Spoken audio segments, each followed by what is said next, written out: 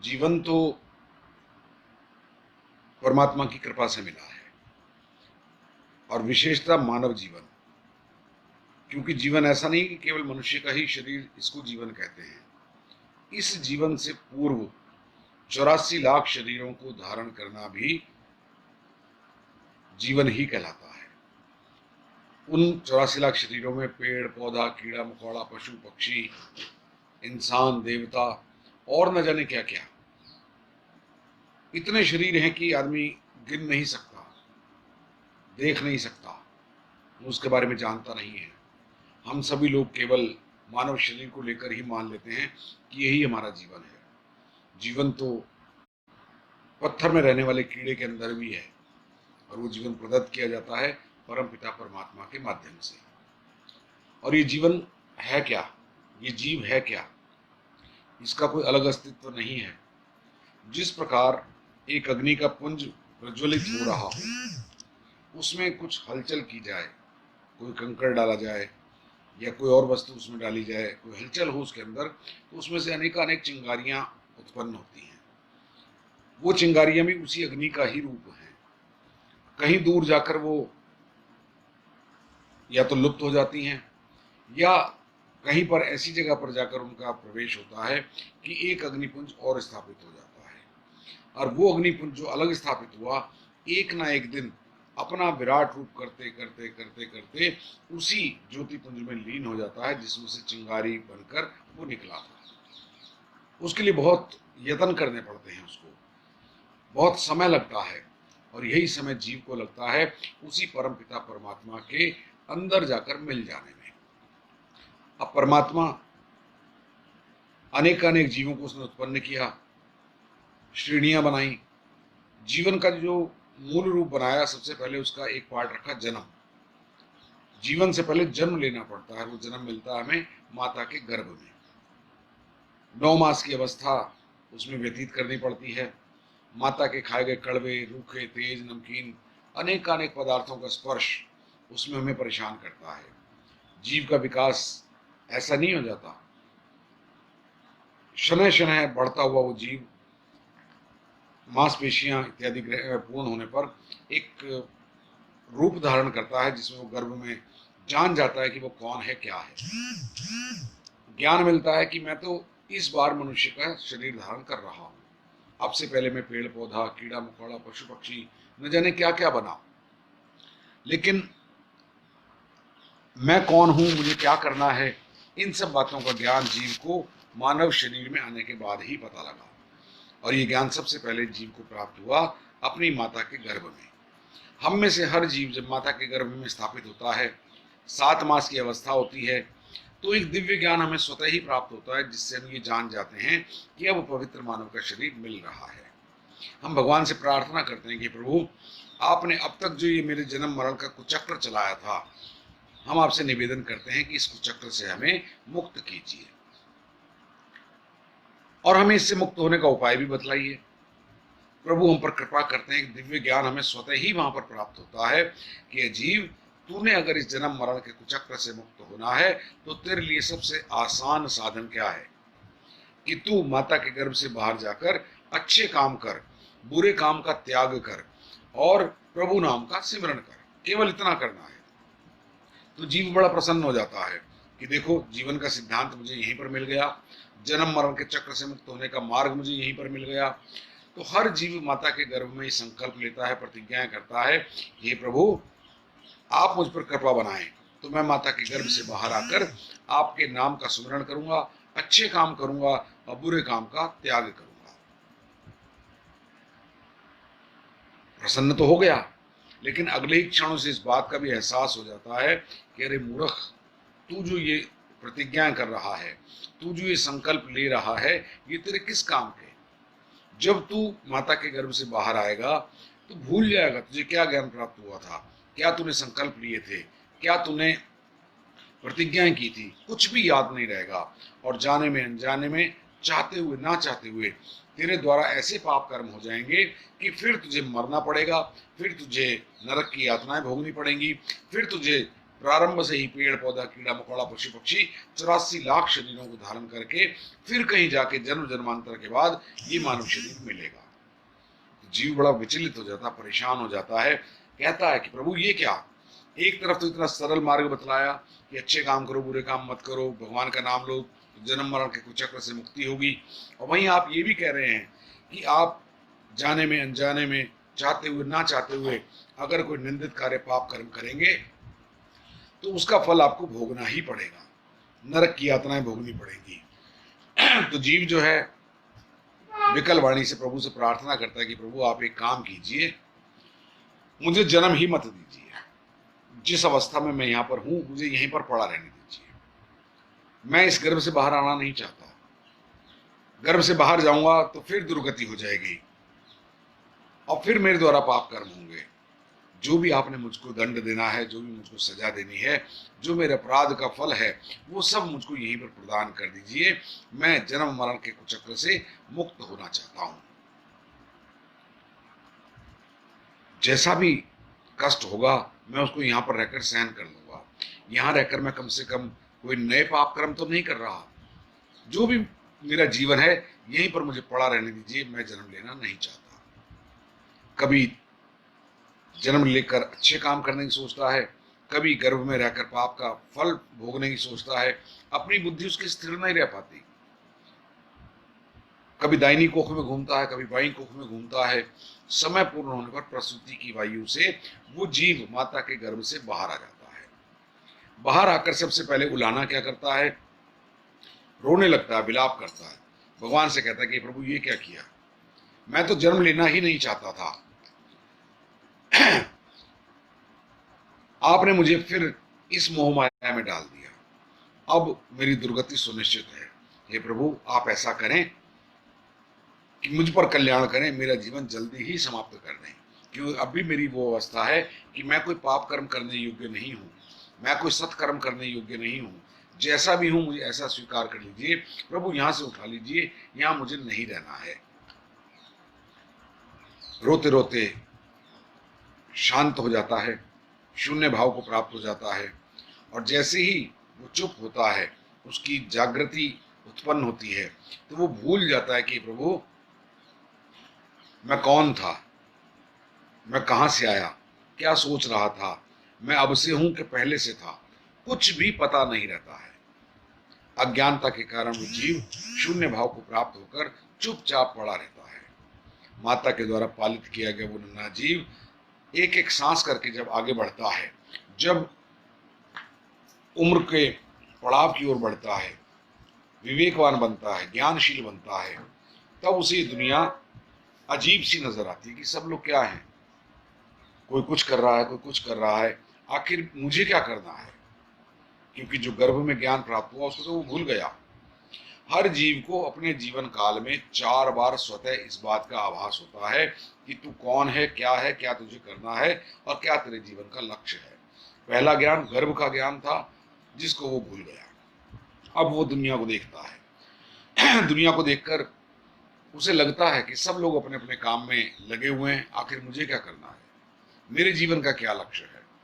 उसे स्वयं तो कुछ पता नहीं, माता पिता या बुजुर्ग जैसे भी उसको कहते हैं वो सभी उनका कहना मानकर अपना जीवन आगे चलाता रहता है।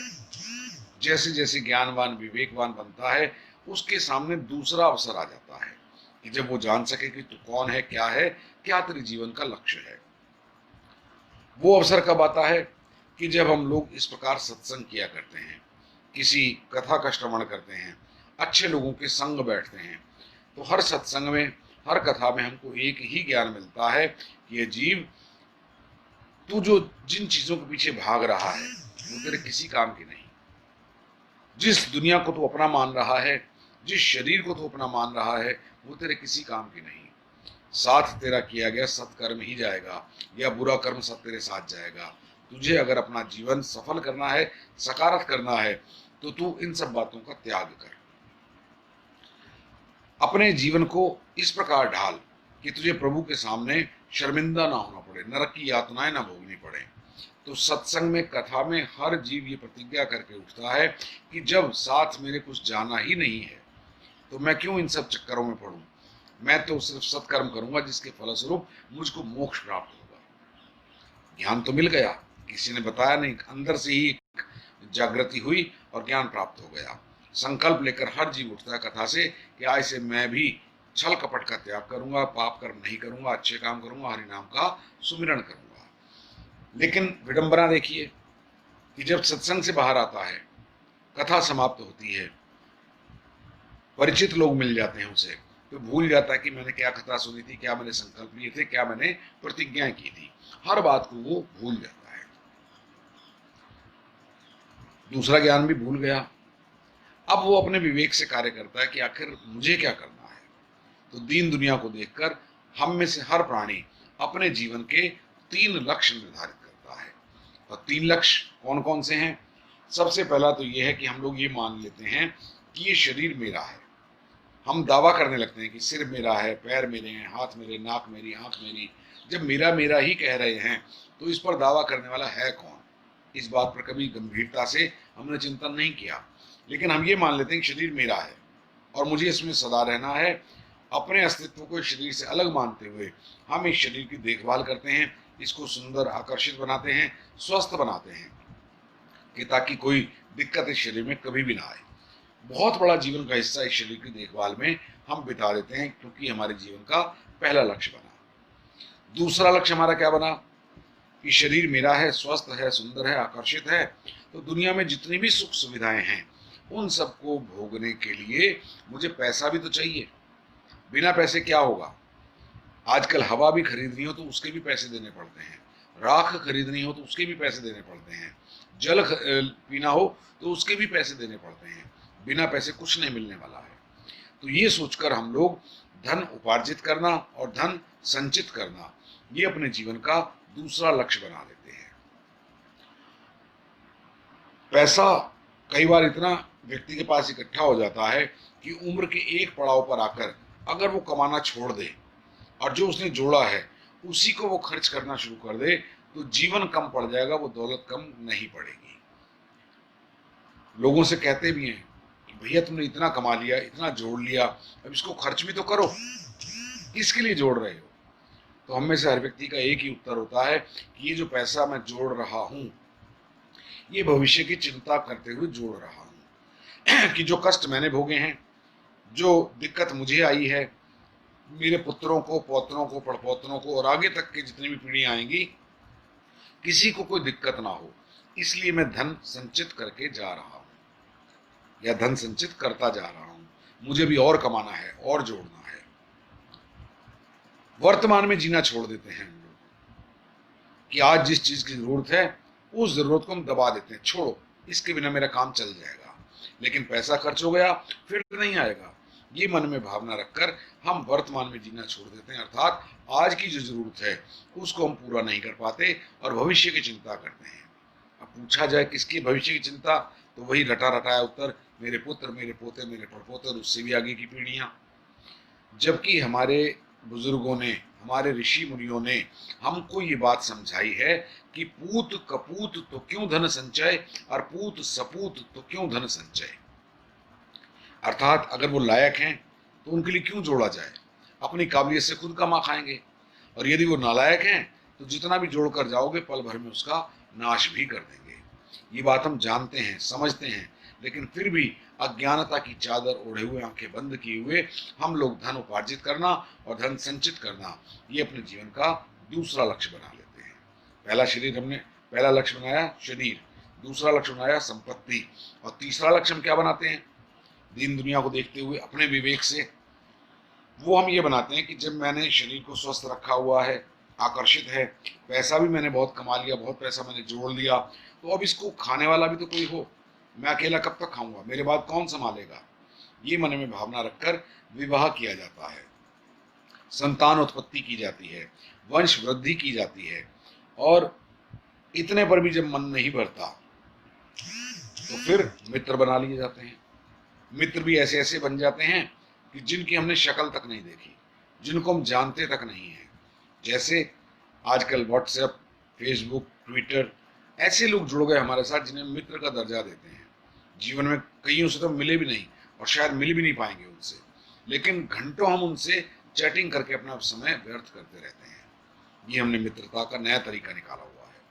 और जो हमने वैसे मित्र बनाए, जो संबंधी बनाए, उसके विस्तार में तो हम लगे ही हुए हैं, उन रिश्तों को जोड़ने में, संजोने में, ये सोचकर कि कल को अगर मेरे साथ कोई दिक्कत हो जाए, कोई खुशखबरी हो, कोई दुख का समाचार हो, तो 100, 200, 500, 1000 लोग ऐसे ही एकत्रित हो जाएं।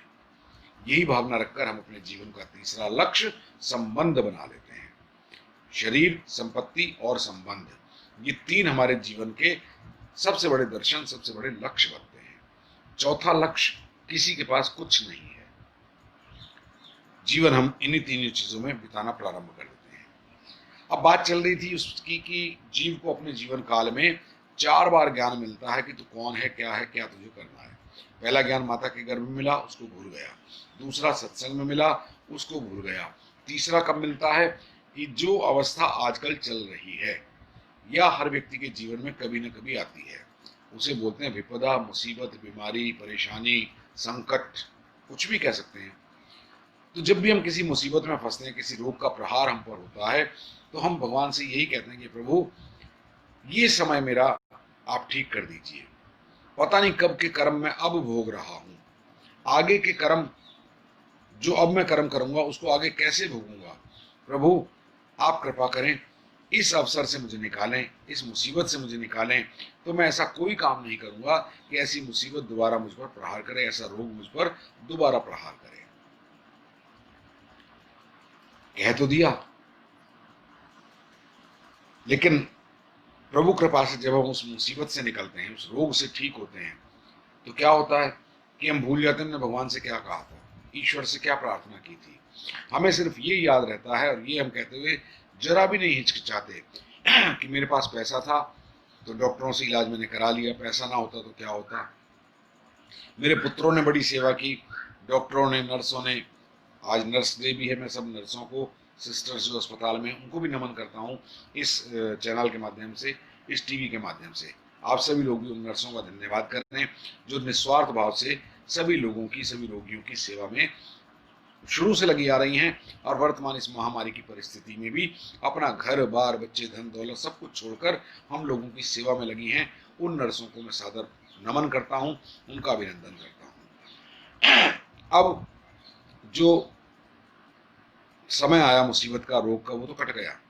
उसके बाद हम भगवान का ध्यान नहीं करते, फिर अपने वही हेरा फेरी, जाने अनजाने में पाप कर्म करना प्रारंभ कर देते हैं और भूल जाते हैं कि हमने क्या ज्ञान प्राप्त किया था। 3 अवस्था निकल गई, माता का गर्भ, सत्संग और मुसीबत। चौथा और अंतिम, जो हर व्यक्ति के जीवन में अनेकानेक बार आता है, क्योंकि यही 4 तरीके ज्ञान प्राप्त करने के, 5वां तरीका कुछ नहीं है। जैसे हमारे जीवन के 3 लक्ष्य हमने बनाए, शरीर, संपत्ति और संबंध, चौथा लक्ष्य कोई नहीं। इसी प्रकार ज्ञान अर्जन करने के लिए 4 मार्ग, माता का गर्भ, सत्संग, और ये तुम्हारा रोग मुसीबत, और चौथा होता है शमशान भूमि।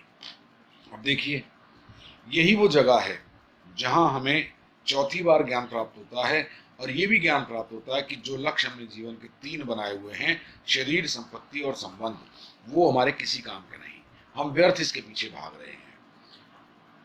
किसी की मृत्यु का समाचार मिला, हम उसके घर शोक प्रकट करने गए, तो देखते क्या है कि जो एक आहट सुनकर हमारी आवाज को पहचान जाया करता था, जान जाता था कि घर के बाहर कौन आया होगा, आज वही पूरा परिवार विलाप कर रहा है, समाज व्यथित खड़ा है। हम जब देखते हैं कि जिस प्रकार एक कटा हुआ वृक्ष कट जाने के बाद धरती पर निराधार पड़ा रहता है, उसी प्रकार जीव के निकल जाने के बाद भी ये शरीर बिल्कुल उसी वृक्ष की भांति ऐसे पड़ा रहता है, उसमें कोई हलचल नहीं होती। बड़ी विडंबना है कि जो पहचान जाता था, जो अपने पास से जाने नहीं देता था, आज वो किसी को पहचान नहीं रहा, किसी की बात सुन नहीं रहा, किसी की बात का उत्तर नहीं दे रहा। आखिर ऐसा क्यों है? ऐसा क्या हो गया इस शरीर में? तब हमें चेतना जागृत होती है, ये शरीर से अलग कोई ऐसी शक्ति थी जो इस शरीर में विराजमान थी, जो इस शरीर पर अपना दावा करती थी, जो अपने संबंधों पर दावा करती थी, जो अपने संपत्ति पर दावा करती थी। वो शक्ति कोई और थी, वो इस शरीर का त्याग करके चली गई। उसके अंदर इतना सामर्थ्य नहीं था कि शरीर को साथ ले जा पाती, शरीर उसे त्याग कर जाना पड़ा। इसका पहला लक्ष्य जीवन का बेकार गया। शरीर को संभाला जाए, शरीर को सुरक्षित, आकर्षित, सुंदर बनाया जाए। क्या लाभ मिला? शरीर यहीं त्याग के चला गया, साथ उसके नहीं जा पाया। तो हम वहां पर ये निर्णय लेते हैं कि जिस प्रकार इस प्राणी का ये शरीर किसी काम नहीं आया, उसी प्रकार मेरा ये शरीर भी मेरे किसी काम नहीं आएगा, और एक ना एक दिन ऐसे ही पृथ्वी पर ये निराधार पड़ा रहेगा। अपना पहला लक्ष्य हमें वहां पर बेकार नजर आता है। दूसरा लक्ष्य संपत्ति। उसी शरीर को नहला धुलाकर, नए वस्त्र से ढककर घर से बाहर रखी अर्थी पर जब रखते हैं, चार भाई कांधा लगाकर उठाते हैं, मुख से राम नाम सत्य है, प्रभु का नाम सत्य है घोष करते हुए जब हम शमशान की ओर चलते हैं, तो क्या देखते हैं कि जो कुछ भी इस जीव ने कमाया था सब पीछे छूटता चला जा रहा है। सबसे पहले मकान छूटा, उसकी दुकान, जमीन, जायदाद, फैक्ट्री सब छूट गई। वो बैंक जिसमें उसका बैलेंस था वो भी यहीं पर रह गया। जो उसने पहना हुआ था वो भी परिजनों के द्वारा निकाल लिया गया। जो जेब में माया थी वो भी घर वालों के द्वारा निकाल ली गई, साथ में कुछ नहीं गया।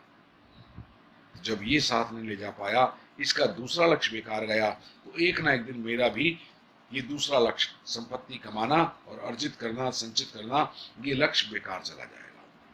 अपना जीवन के दो लक्ष्य में बेकार नजर आए, शरीर और संपत्ति। अब रह गए संबंध। तो जीवन दर्शन में संबंधों का बड़ा महत्व है। बिना संबंध के आदमी की क्या पहचान है? अगर मेरा आपसे कोई संबंध ही नहीं होगा तो क्या पहचान मेरी या आपकी क्या पहचान होगी जब आगे संबंध नहीं होंगे? ये सब बातें इंसान के जहन में आती हैं कि देखो ये मर गया, शरीर छोड़ गया, संपत्ति छोड़ गया, अब ये जब शमशान की ओर जा रहा है तो सारे संबंधी तो इसके साथ हैं, सारे मित्र तो इसके साथ हैं। ये इसकी बनी बनाई का खेल है। अगर इसने संबंध ना बनाए होते तो इतने लोग इसके साथ कैसे जाते? किसी को क्या पड़ी थी कि कोई शव यात्रा के साथ शमशान तक जाए? ये बनाए गए संबंधों का ही आधार है। और कुछ काम आए ना आए, ये संबंध जरूर काम में आए। अब देखिए, वो संबंधी जब शमशान में पहुंचे, भूमि साफ करके चिता बनाई गई, चिता पर शव को रखा गया, शव के ऊपर फिर लकड़ियां रख दी गई, पुत्र के द्वारा मुखाग्नि दी गई, शव जलना प्रारंभ हो गया। जीवन का दर्शन देखिए क्या है कि शव जल रहा है, पूरा तो पता नहीं कब जलेगा, आधा भी नहीं जलता। पंडित जी की वहां से आवाज आती है कि कपाल तैयार हो गया है, आप कपाल क्रिया करें। पुत्र हाथ में एक बांस लेता है, मृतक के जलते हुए शरीर के मस्तक में बांस से छिद्र करता है। बहुत से लोगों को तो ये भी नहीं पता कि कपाल क्रिया क्यों की जाती है। अगर पता हो तो उस क्रिया को करने का जो भाव है वो श्रद्धा के साथ जुड़ जाएगा, और पता ही ना हो उससे किसी के कहे से बस बांस से छेद कर दिया और आगे चल दिए। इसका सीधा साधा भाव ये है कि प्राण निकलने के 10 मार्ग हैं। इस जीवन दर्शन में जान लीजिए कि जो योगी लोग हैं उनके प्राण या कपाल से निकलते हैं। उन्हें किसी पिंडदान की, किसी क्रियाक्रम की कोई जरूरत नहीं रहती। हम जैसे जो सांसारिक जीव हैं उनके लिए 7 मार्ग हैं, 2 नाक, 2 आंख, 2 कान और 1 मुख। यहाँ से प्राण निकलते हैं। और 2 मार्ग हैं पशुओं के या पशु प्रवृत्ति समान पुरुषों के, वो है मल त्याग का स्थान और मूत्र त्याग का स्थान, जिनसे जीव के प्राण निकलते हैं। तो हमारे कर्म ऐसे नहीं थे कि मल और मूत्र मार्ग से निकलते। 7 मार्गों में से कहीं से एक प्राण निकल गए। ये बचा कपाल का मार्ग। ये प्राण निकलने के लिए हमारा योग्य नहीं, क्योंकि यहाँ से योगी लोगों के प्राण निकलते हैं जो जन्म मरण के चक्र से स्वतः ही मुक्त हो जाते हैं। तो पुत्र वहां पे सारी बिरादरी के सामने प्रतिज्ञा करता है कि हे पिताश्री, आपने गृहस्थ जीवन को स्वीकार किया, आपने योग अवस्था का त्याग किया, हमें जन्म देने के लिए आपने उस पवित्र जहां से आपके प्राण निकलते कपाल से, उस अवसर का आपने त्याग किया, योग साधना का आपने त्याग किया, गृहस्थ को स्वीकार किया, हमें जन्म दिया। उस अवस्था का त्याग करने के कारण आप स्वर्ग नरक के अधिकारी बने। क्योंकि 7 मार्ग से या 2 मलमूत्र के मार्ग से प्राण निकले, तो पुत्र ये प्रतिज्ञा करता है कि शास्त्र में बताए गए जो भी कर्तव्य हैं वो सब मैं पूरे करूंगा, आपकी सदगति के लिए सारे प्रयास करूंगा, आपकी सदगति हो। जिस प्रकार आपके प्राण कपाल से निकलने के बाद आपकी सदगति होती, उसी प्रकार मेरे सत्कर्म के प्रभाव से आपकी भी सदगति होगी। ये प्रतिज्ञा करता है कपाल क्रिया करके। और कपाल क्रिया करने के बाद सभी लोग वहां से अपने घर की ओर प्रस्थान करते हैं। 10 कदम चलते हैं और वहां पर सब बैठ जाते हैं। एक बात और ध्यान में आती है उनके, जो हम करना भूल जाते हैं, और उसी शमशान में जलती हुई चिता की तरफ पीठ करके हम बैठ जाते हैं। हाथ में घास का तिनका लेते हैं। उस परलोक जाने वाले राही से कहते हैं कि देखिए, अगर आप जीवित थे, जब आप जीवित थे तो हमारे माता पिता भाई बंधु मित्र इत्यादि जो कुछ भी संबंध था हमारा और आपका, उसको हम निभाते चले आए। आपकी मृत्यु हो गई, शव सामने पड़ा था, हमने तब भी मान लिया कि शव हमारे माता पिता भाई मित्र इत्यादि का है। लेकिन जब ये शव ही जल गया तो हम किसको पिता कहें, किसको माता कहें, किसको भाई कहें, किसको मित्र कहें। जिस प्रकार ये तिनका टूटा है, ऐसे ही हमारा तुम्हारा संबंध आज से समाप्त होता है। और तिनका हम बिना देखे ही जलती चिता की तरफ फेंक देते हैं। अब विवेकशील व्यक्ति क्या सोचता है, शरीर साथ नहीं गया, संपत्ति ले जा नहीं सका, और जितने भी संबंध थे सब तिनका तोड़कर अपने अपने घर की ओर अग्रसित हो रहे हैं। तो ये संबंध बनाने का भी इसको क्या लाभ मिला, ये भी बेकार गया। जब इसका ये लक्ष्य बेकार गया, तीसरा लक्ष्य बेकार गया, तो मेरा भी ये लक्ष्य एक ना एक दिन बेकार ही चला जाएगा। मेरे भी संबंधी इसी प्रकार मुझे शमशान में जलता हुआ छोड़कर चले जाएंगे। ये लक्ष्य भी किसी काम का नहीं। बाहर आकर वो सोचता है, चिंतन करता है कि आखिर ऐसा क्या है कि जीव क्या लेकर आया था और क्या लेकर गया। क्योंकि जब ये आया था तो इसकी बंद मुट्ठी थी, और जब गया तो इसके हाथ खाली थे। बंद मुट्ठी में जीवन की सांसें लेकर आया था, सांसों का खजाना समाप्त हुआ तो मुट्ठी खोलकर ये प्रस्थान कर गया। जीवन को जीने के पीछे, जीवन के दर्शन के पीछे हमें जीवन को समझना होगा कि आखिर जीवन है क्या, क्या ये जीव लेकर आया, क्या उसने भोगा। और इस बात का उत्तर हमें कब मिलता है कि जब हम मरने वाले व्यक्ति के बाद उसकी तारीफ करते हैं, उसकी प्रशंसा करते हैं कि अमुक जीव जो गया है ये निसंदेह रूप से सत्कर्म का अधिकारी था, अपने परिवार को पाला, स्वयं धर्म की राह पर चला, सामाजिक कार्यों में अग्रणी रहा, जो भी जरूरतमंद थे उनकी हमेशा मदद करता था, सबको अच्छा ज्ञान देता था। जब ये मान लेते हैं तो ये निश्चित हो जाता है कि कुछ और लेकर गया हो या ना गया हो, लेकिन ये अपने सत्कर्म की साधना अपने साथ लेकर गया है, जिसके बल पर इसे स्वर्ग का सुख मिलेगा और बाद में जन्म मरण के चक्र से मुक्ति भी मिल जाएगी। अब जीवन को सार्थक कैसे किया जाए कि मरने के बाद ऐसे उद्गार व्यक्त किए जाएं, या ऐसा फल हमको मिले, उसके लिए हमें अनादिकाल से कुछ उपाय बतलाए गए हैं। और क्या बतलाए गए कि अपनी उम्र जी लो, अपने दायित्वों से निवृत्त हो जाओ, और शेष जो जीवन बचा है जंगलों में, पहाड़ों में, गुफाओं में, कंदराओं में जाकर, एकांत में जाकर तुम तपस्याएं करो, जप तप योग ध्यान धारणा, इन नियमों का पालन करो। हजारों हजार साल तक चलने वाली तपस्याएं करो। अब अगर सोचा जाए हजारों हजार साल इतना तो जीवन भी नहीं है, लेकिन इतना जीवन था। कब था कि जब सतयुग चल रहा था। हर व्यक्ति की आयु 1 लाख वर्ष की थी। उसके पास बहुत समय था अपना जीवन अपनी इच्छा के अनुसार जिए, शेष जो दायित्व थे उनको निभाया, और जो जीवन बचा है जंगलों में, पहाड़ों में, उसी परिवार की मोह माया छोड़कर हजारों बार वो 1000 साल चलने वाली तपस्याएं करता था और इस जन्म मरण के चक्र से मुक्त हो जाता था। युग परिवर्तन हुआ, त्रेता युग आ गया। त्रेता युग में क्या विडंबना हुई कि जो 1 लाख वर्ष की आयु सतयुग में थी, उसका 90% आयु समाप्त हो गई। शेष बची 10% आयु, यानी कि 1 लाख का 10%, मात्र 10,000 साल। त्रेता युग में 10,000 साल का जीवन प्राप्त करके भी जीव जो था, इतना समय था कि अपना जीवन जी ले, अपने दायित्व से निवृत्त हो जाए। शेष जो जीवन बचा है उसमें पहाड़ों में, गुफाओं में, कंदराओं में, जंगलों में जाकर वो हजारों साल की तपस्या अनेक बार किया करता था और इस जन्म मरण के चक्र से मुक्त हो जाता था। फिर युग परिवर्तन हुआ, द्वापर आ गया। द्वापर में भी यही हुआ जो पहले त्रेता में हुआ, यानी कि पूर्व के युग की आयु का 90% आयु समाप्त हो गई। जो 1 लाख से घटकर 10,000 हुई थी, अब 10,000 में से 9,000 साल का जीवन खत्म हुआ, मात्र 1,000 साल द्वापर में जीव की आयु रह गई। 1 लाख और 10,000 के मुकाबले तो कुछ भी नहीं, लेकिन फिर भी जीव क्या करता था कि अपना जीवन जी के, अपने दायित्व से निवृत्त होकर न हजारों साल से ही सैकड़ों साल चलने वाली तपस्याएं वो करता था और जन्म मरण के चक्र से मुक्त होने का पूर्ण साधन वो किया करता था। कलयुग आने को था। हमारे ऋषि मुनि मनीषियों ने, बुजुर्गों ने आपस में मंत्रणा की, शास्त्रों का सार निकाला, ये चिंतन किया कि जैसे हर युग में पूर्व के युग की आयु का 90% आयु समाप्त हो रही है, 1 लाख से घटकर 10,000, 10,000 से घटकर 1,000, और अब कलयुग के आते ही 1,000 में से भी 900 साल का जीवन खत्म, तो अधिकतम आयु रह जाएगी 100 वर्ष। उसको भी पूरा कोई भोग नहीं पाएगा, अपने दायित्वों से निवृत्त नहीं हो पाएगा, तो इसका कल्याण कैसे हो। तो अनेक बार वेद शास्त्रों का सार निकाल के ऋषि मुनीषियों ने मंत्रणा करके एक ही मार्ग समीचीन किया कि कलयुग में रहने वाला जीव अगर अपनी वाणी से एक बार भी राम का नाम ले लेगा, प्रभु के नाम का स्मरण कर लेगा, तो उसके सारे पाप कट जाएंगे। इस बात को समझाया गोस्वामी तुलसीदास जी ने कि कलयुग केवल नाम आधारा, सुमेरी सुमेरी नर उतरे ही पारा। गुरबाणी में भी आता है कि नानक नाम जहाज है, चढ़े सो उतरे पार। आज हम किसी भी गुरु के शिष्य बन जाएं, किसी भी धर्म की अनुपालना करने में लग जाएं, सब जगह हमको एक ही ज्ञान मिलता है, एक ही निर्देश मिलता है कि नाम का स्मरण करो, नाम का जाप करो।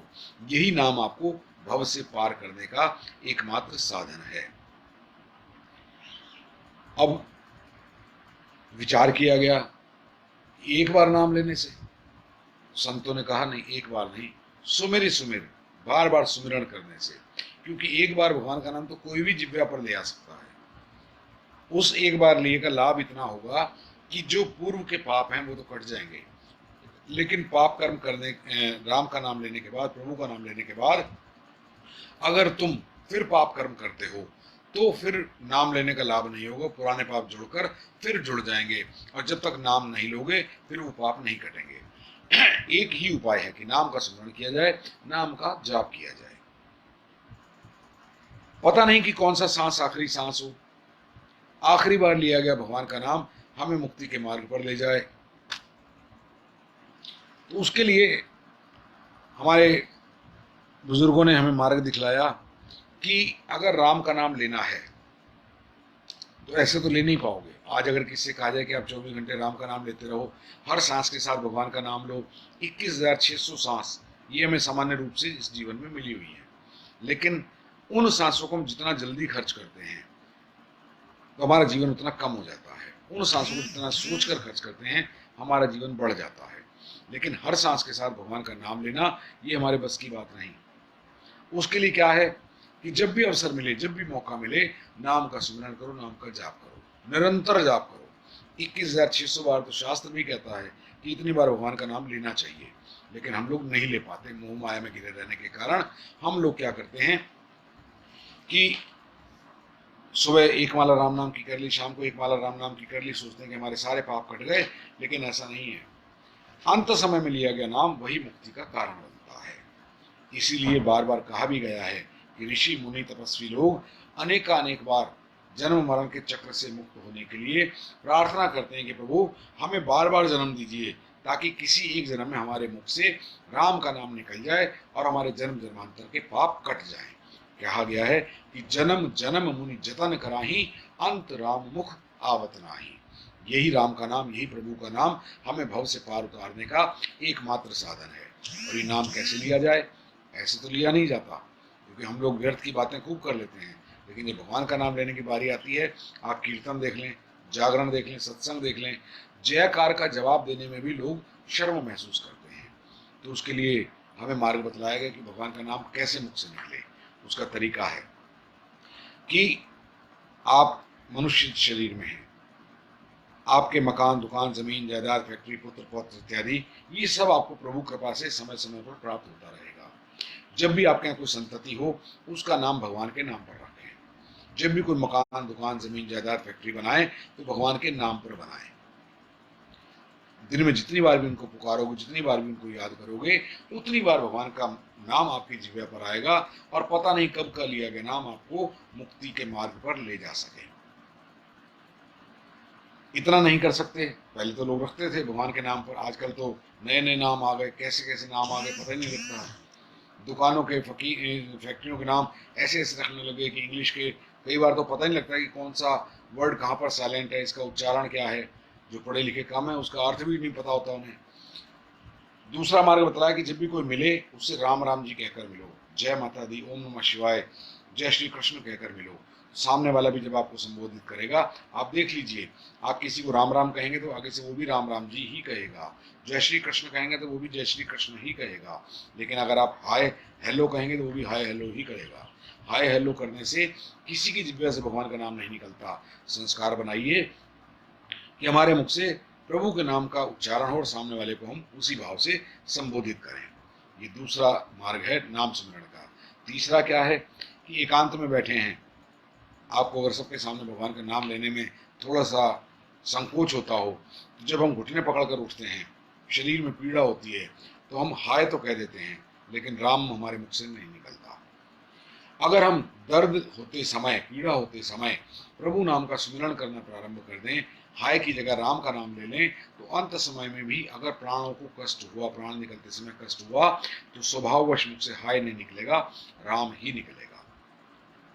एक बार राम का नाम लिया जाए तो जन्म जन्मांतर के पाप कट जाते हैं। अजामिल का उपाख्यान आपने सुना होगा कि जीवन भर उसने अनेकानेक पाप कर्म किए, कोई अच्छा काम नहीं किया कि उसको मुक्ति मिलती है, स्वर्ग मिलता, घोर नरक का अधिकारी। मृत्यु का समय सन्निकट आ गया, दो यमदूत उसके सिर पर आकर खड़े हो गए कि कब जीव शरीर से निकले और हम इसको पकड़कर नरक में ले जाएं। अजामिल ने अपने पुत्र का नाम नारायण रखा हुआ था, लेकिन कभी उसे उसके नाम से नहीं पुकारा। नारायण तो कभी उसने कहा ही नहीं कि भगवान का नाम कहीं मुंह से ना निकल जाए। अंत समय में भी उसने बुलाया कि मेरे पुत्र मेरे पास आओ, बेटा मेरे पास आओ, अनेक अनेक प्रकार से पुत्र को बुलाया, लेकिन पुत्र ने आवाज नहीं सुनी। अंततः उसको हार कर ये सोचकर कि अब प्राण निकल गए तो मैं पुत्र का मुख नहीं देख पाऊंगा, तो उसने जोर से आवाज लगाई, नारायण मेरे पास आओ। पुत्र तक पूरी बात पहुंची नहीं और अजामिल भी पूरी बात कह नहीं पाया, सिर्फ नारायण ही मुख से निकला था कि उसके जीव ने शरीर का त्याग किया। और वो जो देवदूत यमदूत खड़े हुए थे, वो उसके जीव को पकड़ पाते उससे पहले ही स्वर्ग से एक विमान आया। विमान में उसको बिठाकर सीधा वैकुंठ ले गए। जो यमदूत थे वो भी उस विमान का अनुसरण करते करते धर्मराज की नगरी पहुंचे। उन्होंने कहा कि महाराज ये तो पापी था, इसको आप स्वर्ग में क्यों ले आए? तो धर्मराज ने कहा कि तुम तो वहां पहले से उपस्थित थे, तुमने सुना नहीं कि इसने पुत्र का नाम, इसने जो है नारायण शब्द का उद्घोष किया, भगवान का नाम लिया, इस कारण इसके सारे पाप कट गए और ये वैकुंठ का अधिकारी बन गया। तो यमदूतों ने कहा कि प्रभु इसने वो पुत्र का नाम लिया था, भगवान का नाम नहीं लिया। तो यमराज धर्मराज ने कहा कि बेशक इसने अनजाने में ही भगवान का नाम लिया, लिया तो सही, उसका लाभ इसको पूरा मिलेगा। भगवान का नाम चाहे जानबूझकर लिया जाए, अनजाने में लिया जाए, उल्टा लिया जाए, सीधा लिया जाए, जैसे भी लिया जाए उसका लाभ मिलता है। जैसे गंगा जल, उसमें वस्तु को डुबो दिया जाए तो भी पवित्र है, गंगा जल के छींटे भी उस वस्तु पर लगा दें तो भी वो पवित्र है। लेकिन जो दुष्चरित्र होते हैं वो चाहे भगवान का नाम निरंतर भी लेते रहें, उनको कोई लाभ नहीं मिलता। अंत समय में लिया गया नाम, ये सबसे बड़ी उपलब्धि है। तो उन्होंने कहा कि इस प्रकार तो प्रभु सारे जीवन में कोई भी भगवान का नाम ले लेगा, सबके लिए आप मोक्ष के द्वार खोल दीजिए, स्वर्ग के द्वार खोल दीजिए, नरक के कपाट बंद कर दीजिए। धर्मराज ने धर्म का निर्णय लेते हुए कहा कि ऐसा नहीं है कि जो व्यक्ति अंत समय में भगवान का नाम लेता है वो मुक्ति का अधिकारी बनता है। इसलिए इस भावना को रखते हुए, जीवन के दर्शन को समझते हुए, ये मानते हुए कि ये जो शरीर मिला है ये सदा के लिए नहीं मिला है। हम देखते हैं कि हमारे कई स्वजन जो हैं इस शरीर का त्याग करके, संबंध समाप्त करके जा चुके हैं। कईयों की तो हमें याद भी नहीं कि कौन हमारे जीवन में आया था, कौन चला गया। हमारे माता पिता, भाई बंधु इत्यादि और बड़े लोग धीरे धीरे एक एक करके सभी जाते जा रहे हैं। एक न एक दिन हमें भी जाना है, लेकिन जाना सकारात्मक हो, जीवन का लक्ष्य प्राप्त हो, उसके लिए परमावश्यक है कि हम भगवान का नाम लें, हरि नाम सुमिरन करें। जीवन के दर्शन को समझने के लिए कोई बहुत बड़े विज्ञान की जरूरत नहीं है, कोई बहुत बड़े ज्ञान की जरूरत नहीं है। जरूरत है तो केवल इतनी कि अपना कर्म सत्कर्म बन जाए, अपनी जो जीवन की शैली है वो सात्विक बन जाए, और जिव्या पर जब भी आए प्रभु का नाम आए तो इस जन्म मरण के चक्र से 84 लाख शरीरों को बार बार धारण करने से हम शीघ्र ही मुक्त हो सकते हैं। और यही नाम सुमिरन करने का, यही नाम श्रवण करने का जो साधन बनाया है हमारे भाई मोहित अग्रवाल जी और महंत राजीव अग्रवाल जी, उन्होंने इस टीवी चैनल संकीर्तन टीवी के माध्यम से हम आप सभी को जोड़ा कि हम दिन में, दोपहर में, रात्रि के समय जब भी अवसर मिले इस नाम का सुमिरन करें, इस नाम का श्रवण करें। मैं साधुवाद देता हूँ उन सभी लोगों को जिन्होंने इस टेलीकास्ट को देखा, जिन्होंने इस पर कमेंट्स किए। मैं सबके नाम पढ़ नहीं पाऊंगा क्योंकि मेरी ये कहना है कि अगर कमेंट करने वालों के नाम ही पढ़ते रह गए तो सारी फुटेज उसी में चली जाती है। मैं सभी का, जिन्होंने भी इसमें हिस्सा लिया, श्रवण किया, जिन्होंने लाइक किया, जिन्होंने शेयर किया, उन सभी का धन्यवाद करता हूँ कि आपने अमूल्य समय निकालकर मेरे साथ इस ज्ञान चर्चा में भाग लिया। मैं पुनः आप सभी का अभिनंदन करते हुए आपसे विदा लेता हूँ, अपनी वाणी को विराम देता हूँ। ओम शांति। आइए विश्व शांति के लिए एक बार शांति पाठ करें और उसके बाद इस चर्चा को यहीं समाप्त करेंगे। ओम द्यौः शांतिरंतरिक्षगुं शांति पृथ्वी शांतिरापः शांतिरौषधयः शांति वनस्पतयः शांतिर्विश्वे देवाः शांति ब्रह्म शांति सर्वगुं शांति शांतिरेव शांति सामा शांतिरेधि सुशांतिर्भवतु। ओम शांति शांति शांति। ओम। बोले सच्चे दरबार की जय, सतगुरुदेव महाराज की जय।